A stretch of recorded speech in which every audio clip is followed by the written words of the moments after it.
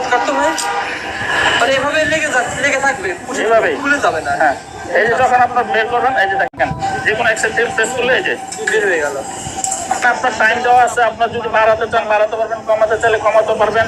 Speed যদি আরো slow করতে চান সেটাও করতে পারবেন, বা আরো যদি ফাস্ট স্পিড করতে চান সেটাও করতে পারবেন। কাজের পর নির্ভর করবে। জি ওকে, আমাদের ফার্স্ট স্টেপের কাজ শেষ।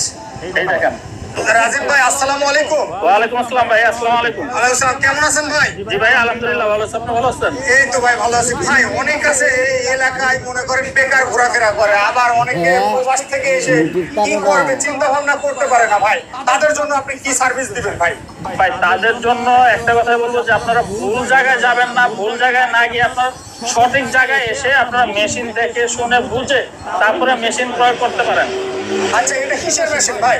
এটা হচ্ছে মূলত হচ্ছে আপনার জুতা তৈরি করার জন্য মেশিন, আর এটা দিয়ে আপনারা কিন্তু একসাথে এক জোড়া